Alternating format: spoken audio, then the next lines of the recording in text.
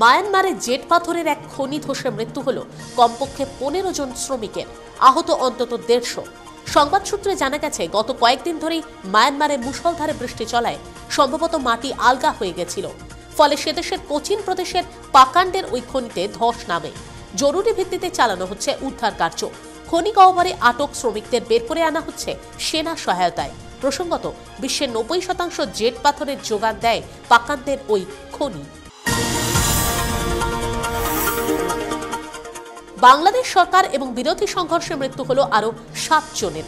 সূত্রের খবর, নোয়াখালীতে বিএনপি সমর্থকরা যখন বিক্ষোভ দেখাচ্ছিল তখনই পুলিশের ছোড়া গুলিতে মৃত্যু হয় 6 জন সমর্থকের। ওদিকে সিরাজগঞ্জে বিক্ষোভকারীরা একটি অটোরিকশায় হামলা চালালে মৃত্যু হয় এক ব্যবসায়ী। এদিকে বিরোধী দলনেত্রী খালেদা জিয়াকে তাঁর বাসভবনে 6 দিন ধরে অবরুদ্ধ রেখেছে বাংলাদেশ পুলিশ। যদিও এর পরেও বাংলাদেশে অবরোধ তথা বিক্ষোভ আন্দোলন বজায় রাখার জেদে এককাট্টা বিএনপি। এবার দুর্গার শক্তিকে যোগ্য মর্যাদা দিলেন নরেন্দ্র মোদী। বালি মাফিয়াদের বেআইনি নির্মাণ আটকাতে গিয়ে দুর্গা শক্তি নাগপাল একসময় কোপে পড়েছিলেন সপা সরকারের। উত্তরপ্রদেশের সেই আইএএস অফিসারকে এবার প্রধানমন্ত্রী নিয়ে আসছেন কেন্দ্রীয় কৃষি মন্ত্রকের ওএসডি পদে। মোদীর নেতৃত্বাধীন নিয়োগ সংক্রান্ত ক্যাবিনেট কমিটি গ্রহণ করেছে ওই সিদ্ধান্ত।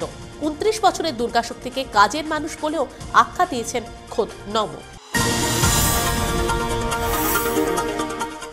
বিশ্ব হিন্দু পরিষদের মহিলা শাখার ম্যাগাজিন হিমালয় ধ্বনিতে প্রকাশিত করিনা কাপুরের ছবি নিয়ে তৈরি হলো বিতর্ক।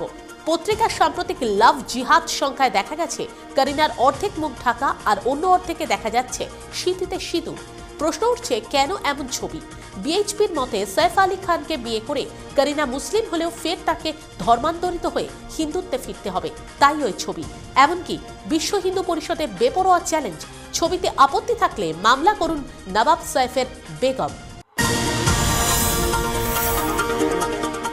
অহেতুক কাজে ফাঁকি দেওয়ায় চাকরি খোয়াতে হলো এক কেন্দ্রীয় সরকারি কর্মচারীকে।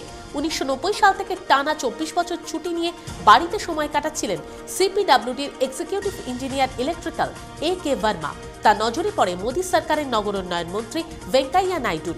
ভার্মার যাবতীয় নথিপত্র খতিয়ে দেখে ওই কর্মচারীকে স্থায়ীভাবে বাড়িতে বসে থাকার নির্দেশ দেন নাইডু।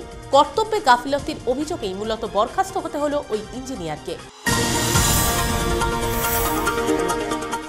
ভ্রমণ পিপাসুদের জন্য বিধিবদ্ধ সতর্কীকরণ। বেড়াতে বেড়াতে কখনো যদি পারস্য উপসাগরের দ্বীপরাষ্ট্র বাহরিনে যান, তবে ভুলক্রমে পানের দিকে হাত বাড়াবেন না।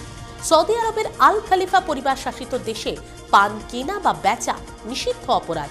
যদিও অবৈধভাবে লুকিয়ে চুরিয়ে সেখানে পান কেনা বেচা চলে, কিন্তু সাধু সাবধান, ধরা পড়লে আপনাকে জরিমানা দিতে হবে গুনে গুনে 1000 দিনার, ভারতীয় মুদ্রায় যা প্রায় 2 লক্ষ টাকা। একটা পানের জন্য 2 লক্ষ টাকা খসানোর রিস্ক নেওয়াটা বোধহয় বুদ্ধিমানের কাজ না, তাই না?